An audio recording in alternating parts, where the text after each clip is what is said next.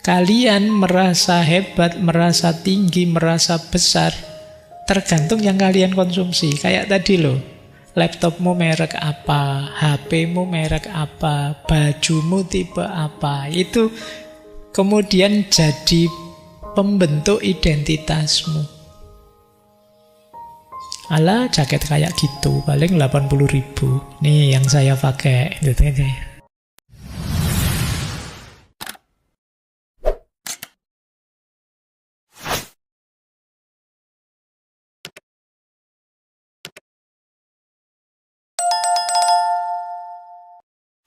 Jadi kapitalisme itu sistem ekonomi di mana alat-alat produksi, tanah, pabrik, modal-modal itu bisa dimiliki secara pribadi atau perusahaan-perusahaan yang sifatnya mandiri, swasta. Dan produksi serta distribusi barang dan jasa tujuannya secara umum diarahkan untuk mencari keuntungan saja dalam sistem pasar yang bebas. Jadi keywordnya alat produksi, kepemilikan pribadi, keuntungan, dan pasar bebas. Jadi ini yang disebut sistem kapitalisme. Makanya cirinya secara umum ada 5. Kalau disebut kapitalis itu ada kepemilikan pribadi, motivasinya keuntungan, pasar bebas dan kompetisi, upah, dan akumulasi modal, terus tambah kaya. Kadang kalian pakai kalimat simpel yang kaya makin kaya, yang miskin makin miskin. Karena ada yang menguasai alat-alat produksi. Yang tidak menguasai, nanti hanya jadi kelompok pekerja saja. Melayani kelompok yang menguasai alat-alat produksi ini.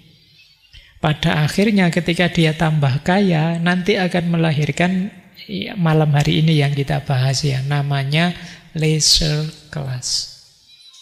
Jadi kelas sosial yang hidup santai, hidup enak, nganggur. Nanti lawannya working class. Kelas pekerja. Kenapa sih kok dianggap negatif? Kan wajar saja toh Pak, orang berikhtiar, terus berkompetisi, bersaing secara terbuka. Ya masalahnya adalah ada beberapa hal yang nanti jatuhnya terus jadi negatif kalau itu tidak diatur dengan serius. Makanya nanti sistem ekonomi belakangan meminta intervensinya negara. Apa sih kelemahannya? Yang pertama, mudah sekali jatuh pada eksploitasi tenaga kerja. Jadi ini kan untung tidaknya itu kan tergantung antara selisih modal dengan harga jual. Nah, biar untungnya lebih besar, ya kalau bisa modalnya lebih kecil atau gajinya para pekerja dibuat kecil saja. Nah, itu kalau tidak hati-hati terus jatuhnya ya kita karena mau protes gimana nanti dipecat, tapi tidak protes itu gimana. Sementara yang punya perusahaan ini kalau bisa ya gaji itu sekecil mungkin, biar dapat untung sebesar mungkin. Logikanya kan memang logika bebas tadi. Nah, terus pelan-pelan tidak sadar jatuh pada eksploitasi, penindasan. Ini kalian harus mulai sadar ya, ada beberapa efek negatifnya. Yang kedua, alienasi. Alienasi itu keterasingan. Membuat kita jadi tidak manusia lagi. Kenapa begitu? Yang pertama, kalau saya pekerja misalnya, saya tidak bisa menikmati dan mengklaim produk kerjaku. Misalnya saya kerja neng pabrik sepatu misalnya. Sepatunya mahal sekali. Tapi saya sendiri sebagai buruh tidak kuat beli sepatu itu. Terus aku tidak bisa mengklaim ini karyaku loh, sepatu itu tidak iso, yang punya pabriknya.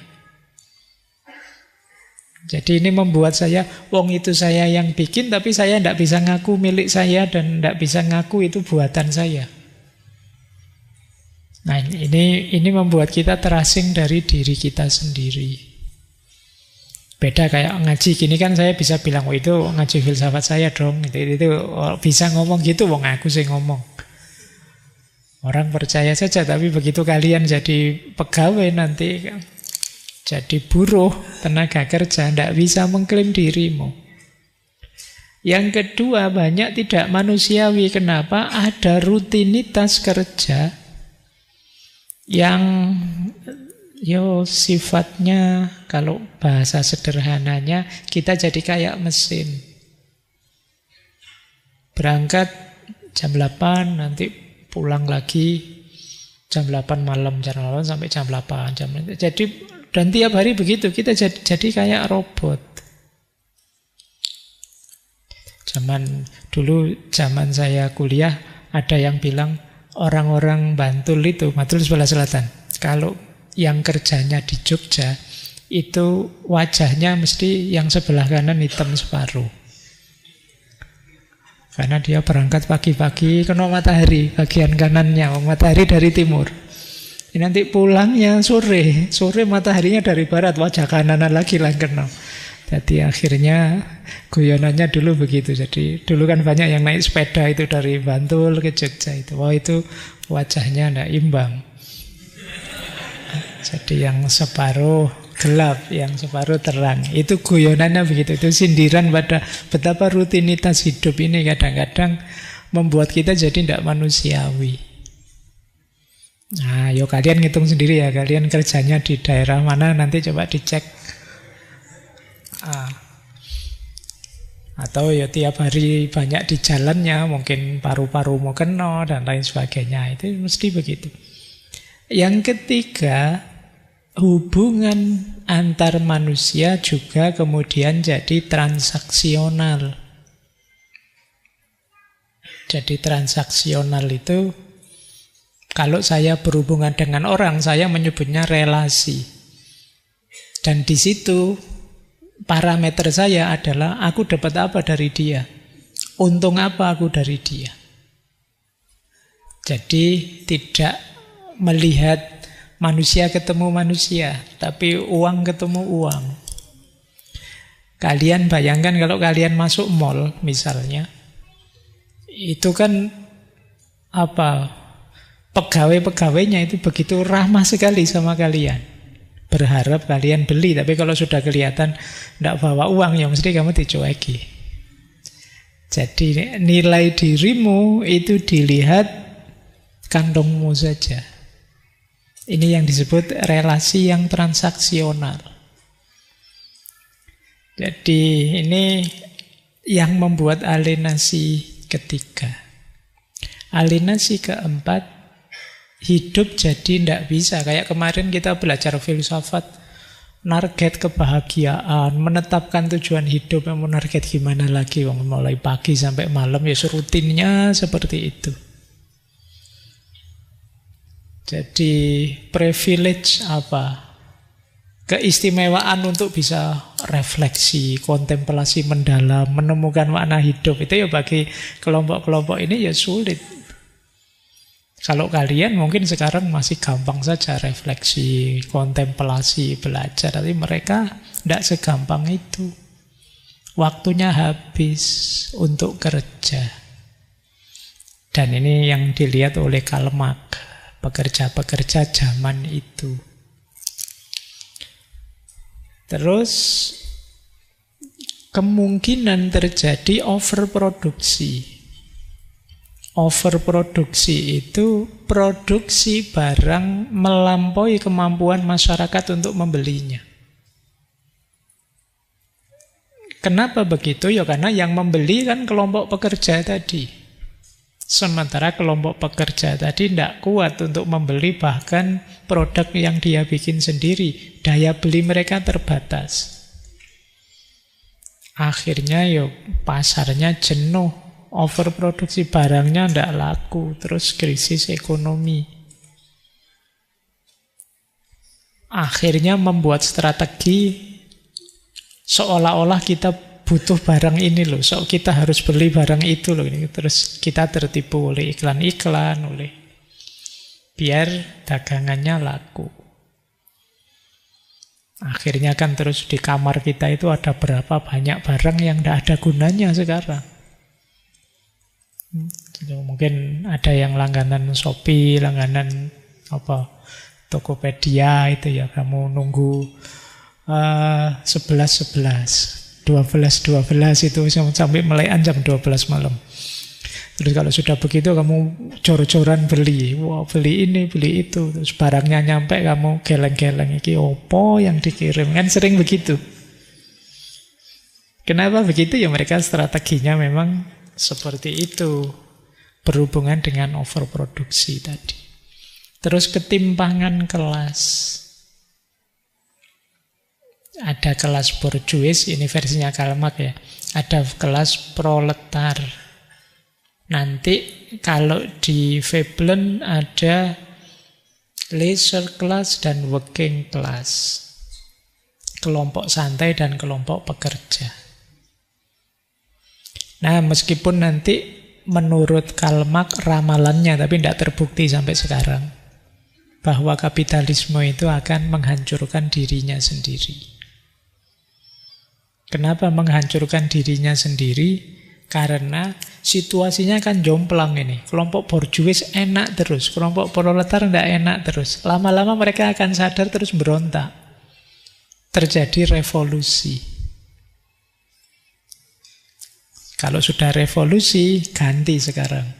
Kelompok proletar yang berkuasa. Ini ramalannya Karl Marx ya. Begitu proletar berkuasa, mereka akan balas dendam, namanya diktator proletariat. Cuma ini tidak lama, lama-lama mereka balas dendam terus sadar, yang ngapain saya balas dendam, kan nanti situasinya nggak berubah jadi lebih baik. Terus lahirlah masyarakat namanya masyarakat komunis, masyarakat tanpa kelas. Jadi semua setara. Senang bersama, susah bersama. Itu idealnya begitu sih yang di pikirannya Karl Marx. Tapi kemudian dalam sejarahnya tidak semulus itu. Jadi kapitalisme sampai hari ini ya jadi gaya hidup kita sudah. Kita ngeritik malam hari ini, tapi ya gaya hidup kita kapitalis. Baik, ini kapan-kapan kita berdalam ya. Kita kembali ke Veblen. Veblen ini kalau ilmu ekonomi dia termasuk alirannya institusionalisme. Nanti kalian baca sendiri slide itu ya. Karena kalau saya berlama-lama di sini materinya panjang malam hari ini. Intinya begini, institusionalisme itu. Jadi ekonomi itu tidak sekedar urusan untung rugi, tapi juga urusan institusi, urusan sosial, budaya, politik, norma, adat, kebiasaan, dan lain sebagainya. Jadi jangan dikira urusan ekonomi itu hanya urusan manusia yang memenuhi kebutuhannya atau mencari untung rugi dalam hidupnya. Ini berhubungan dengan adat, kebiasaan, tradisi, dan lain sebagainya. Makanya disebut institusionalisme. Jadi lembaga-lembaga tadi, lembaga hukum, lembaga politik, lembaga adat itu mempengaruhi. Kenapa sih kelompok masyarakat tertentu kok kalau aktivitas ekonomi cepat sekali mereka, sukses semua, kaya-kaya. Sementara kalau kelompok yang ini kok sulit sekali ya. Nah, itu mungkin berhubungan dengan kebiasaan, adat, tradisi. Kenapa negara sana kok cepat sekali perkembangannya, negara sini kok tidak? Mungkin hukumnya, mungkin undang-undangnya, dan lain sebagainya. Ini yang disebut institusionalisme. Ya, jadi berhubungan dengan institusi. Di situ saya kasih contoh misalnya, kenapa kok korupsi bisa jalan terus. Oh, mungkin lembaga hukumnya tidak efektif. Oh, ini berarti berhubungan dengan institusi hukum.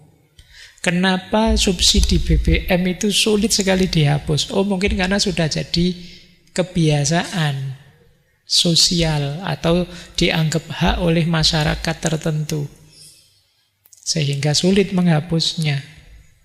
Kenapa kok ada model dinasti dalam perusahaan? Oh, mungkin struktur sosial yang mendukungnya. Nah, seperti ini disebut institusionalisme. Jadi belajar ekonomi itu tidak sekedar untung ruginya, tapi juga lembaga-lembaganya, institusinya. Jadi kalau ada kesulitan-kesulitan, masalah-masalah ekonomi, ya jangan cuma dilihat bidang ekonominya, jangan-jangan berhubungan dengan hukum, jangan-jangan berhubungan dengan budaya masyarakatnya, jangan-jangan berhubungan dengan kehidupan sosialnya, dan lain sebagainya. Jangan-jangan juga berhubungan dengan nalar agamanya. Seperti dulu pernah kita bahas, Protestan etiknya Max Weber. Cari sesi ngaji filsafat yang bahas itu. Baik, ini untuk menunjukkan beliau ada di aliran mana. Kita mulai sekarang materi utama kita malam hari ini. Ini diambil dari buku The Theory of the Leisure Class.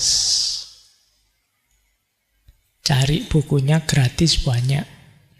Online. Bahasa Inggris tidak apa-apa toh. Loh, ya sekarang gampang loh. Buku bahasa Inggris sekarang perangkat-perangkat penerjemah banyak.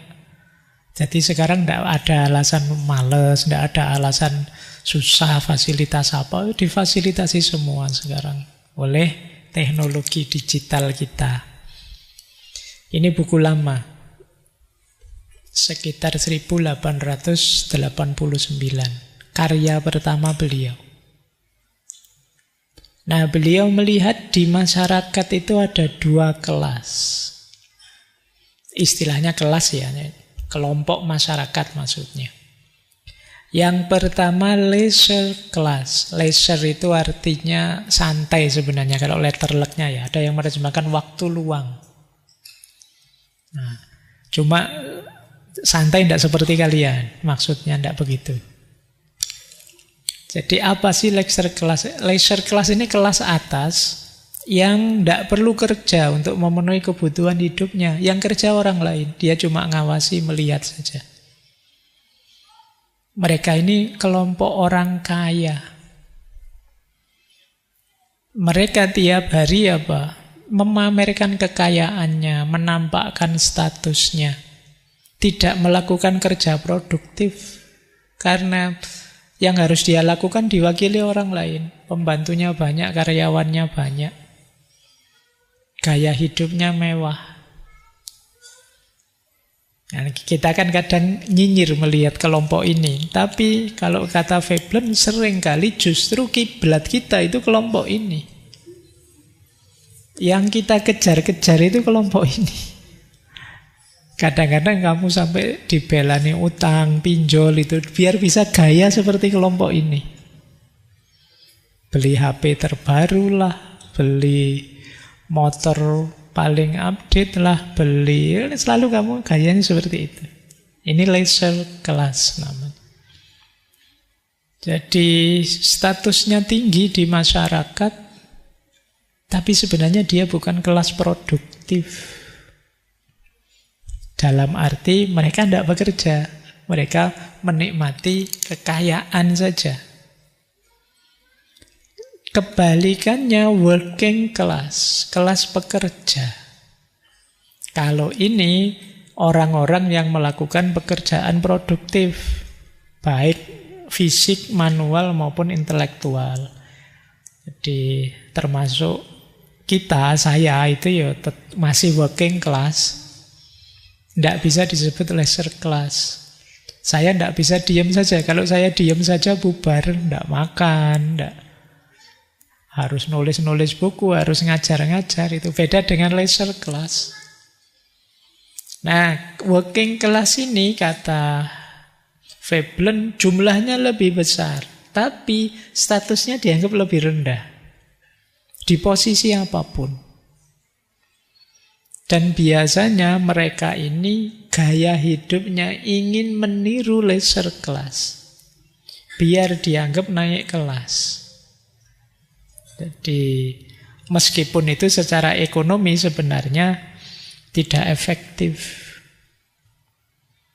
Kayak kalian misalnya, ada enggak di sini yang tiap ada iPhone terbaru gatel pengen beli? Iya, lu tau nak duitnya apa beli second. Kadang-kadang enggak kuat beli second, ya beli casingnya saja. Ya, akhirnya kamu HP-nya merek apa, yang penting casingnya di belakang iPhone. Saking pinginnya kamu disebut seperti leisure class. Jadi kalau HP-mu bukan iPhone, itu kalau WA-an kamu sambil nunduk, mbok sembunyi-sembunyikan. Ya, kalau sudah HP-nya terbaru paling keren, wah kamu pamer-pamerkan. Itu sebenarnya kamu mengejar status. Oke ya. Ini laptopnya apa? Lenovo. Masih kurang laser. Beli second asal yang keren itu bisa dipamerkan. Nah, ini kita level working class. Kita lihat ya, nanti uraiannya seputar ini tapi panjang. Kata beliau begini. Istilah leisure, the term leisure as here used, seperti yang digunakan di sini, tidak berarti malas atau pasrah. Tidak begitu. Ini bukan kelompok malas, tapi memang waktu luangnya banyak. Kenapa? Ya karena mereka tidak bekerja. Jadi yang dimaksud adalah penggunaan waktu yang tidak untuk hal-hal produktif. Mengapa kok mereka tidak menggunakan waktunya untuk kerja produktif?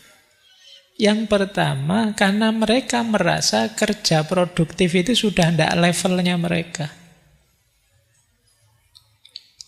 Itu loh. Kerja yang capek mulai jam 8 pagi sampai jam 8 malam, ya itu levelmu, level kalian, bukan level kita. Itu leisure class. Jadi kerja kok sampai berkeringat, sampai stres, sampai jungkir balik, itu enggak level, itu level kalian. Working class. Jadi bukan kok mereka aslinya males, tidak, tapi karena mereka nganggap kerja produktif itu enggak level mereka.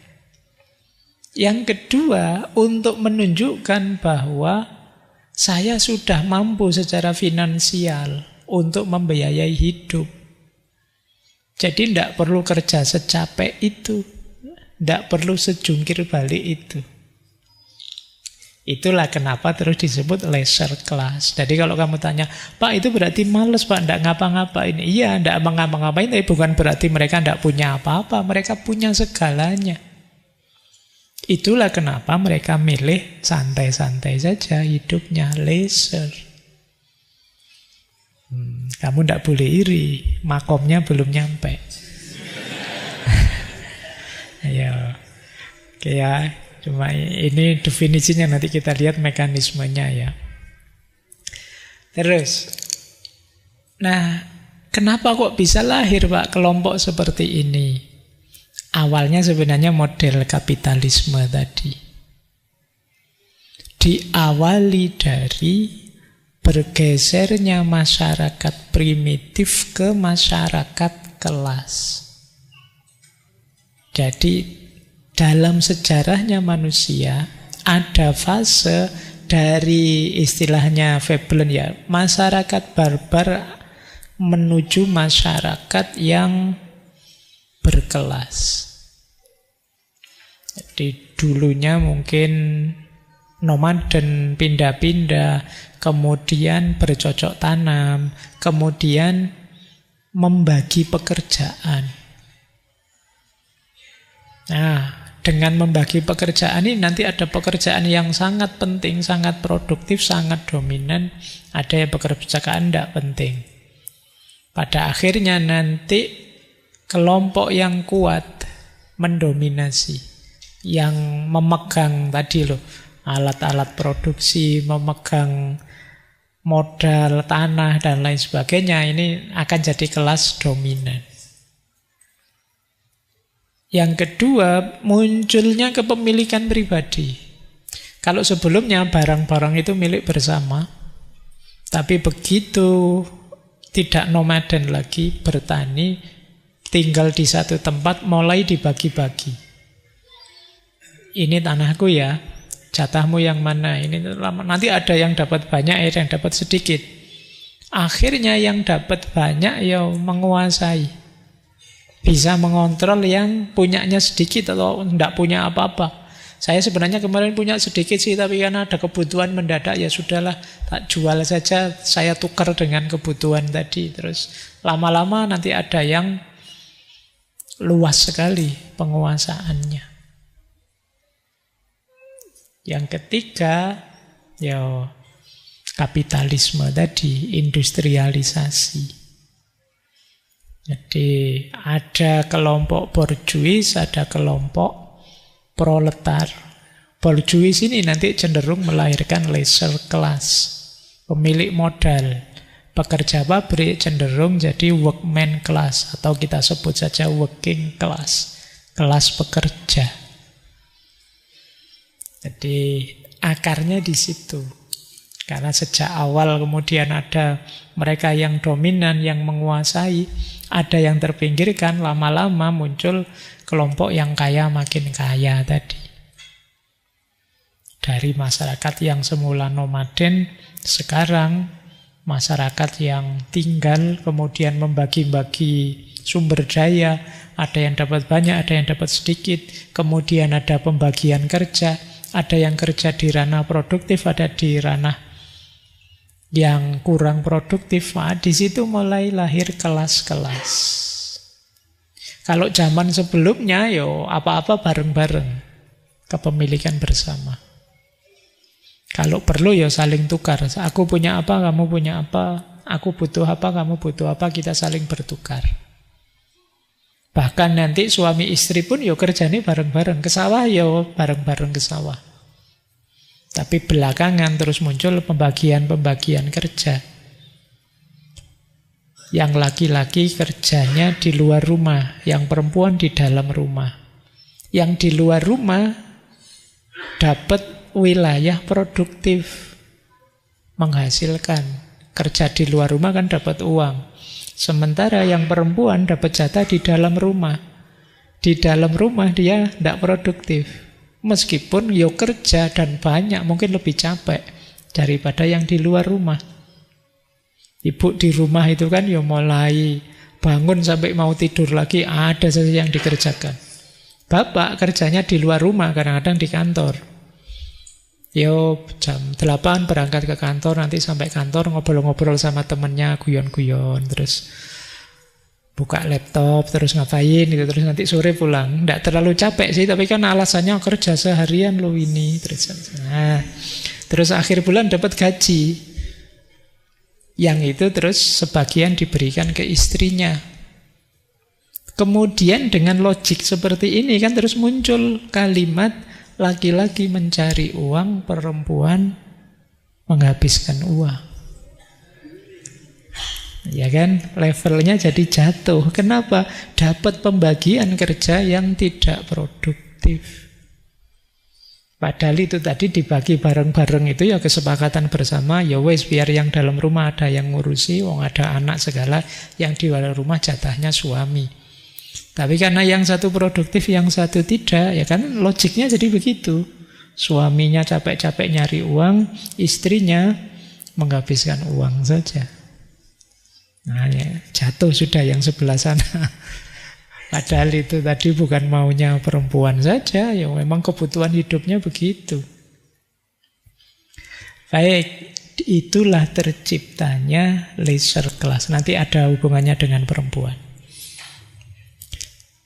Ya, kita lihat sekarang.